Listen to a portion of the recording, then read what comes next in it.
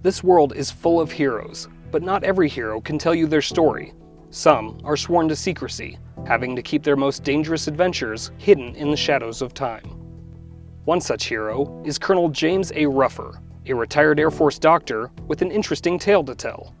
Colonel Ruffer is different from most veterans in that he's served not only in the Marine Corps, but in the Navy and the Air Force as well, with a total of 26 years in the service under his belt. I left the Navy in 1985 to go into private practice, and after 6 months called the Air Force up and said, can I come on board? I served at Edwards Air Force Base, Panama, Desert Storm, the invasion of Panama, Desert Storm, and other places.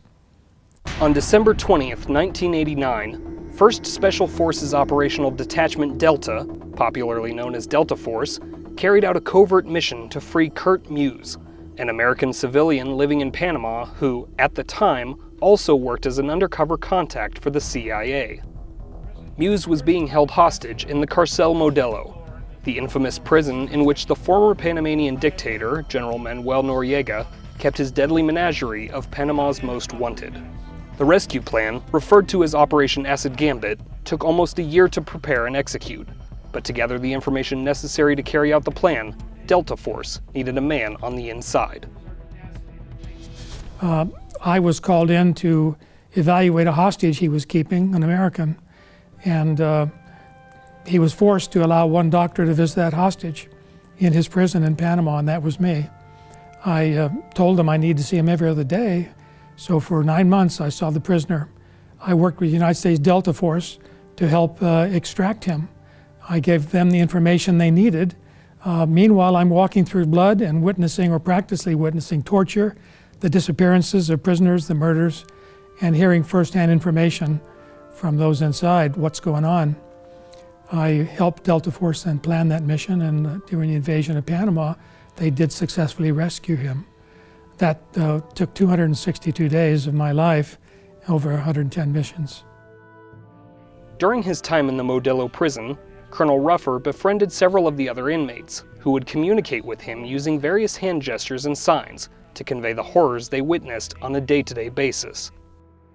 So when I went in the prison, and I saw what was happening in there and walked through blood, saw prisoners telling me that so many people were shot just the other day, that officers were killed or hung.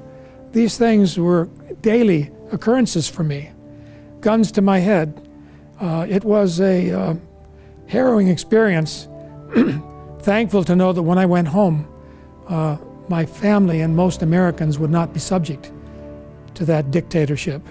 After the successful rescue of Kurt Muse, Colonel Ruffer's involvement in the larger mission were deemed classified, and remained so for nearly 24 years. I actually felt at the time that I would probably be awarded something, and it wasn't even mentioned in my end of tour award.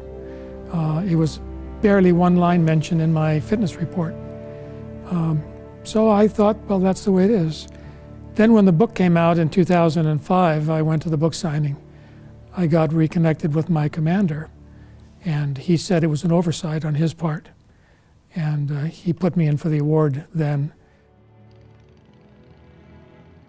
Fast forward to Nellis Air Force Base, August 15, 2013, when Colonel Ruffer's experiences culminate in an award which would define his career. Although Colonel Ruffer is no stranger to being in the spotlight, nothing could truly prepare him for this memorable day. I knew I was going to meet a 2-star general and his vice commander, a 1-star, and a bunch of wonderful people. But nothing could prepare me for what happened in that room today. By his heroic actions and unselfish dedication to duty, Colonel Ruffer has reflected great credit upon himself and the United States Air Force. Those were loving eyes. They were appreciative, gracious. They honored me and brought me to near tears. It was one of the most emotional moments of my life to stand there and have the Bronze Star for Heroism pinned on me. I will never forget it.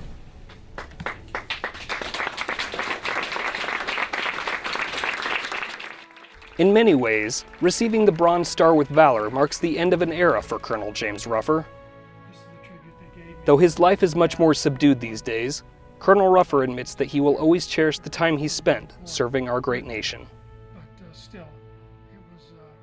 My wife and I go home, we live alone. I'll take this uniform off. I'll have the memories of all my years of service from 1966.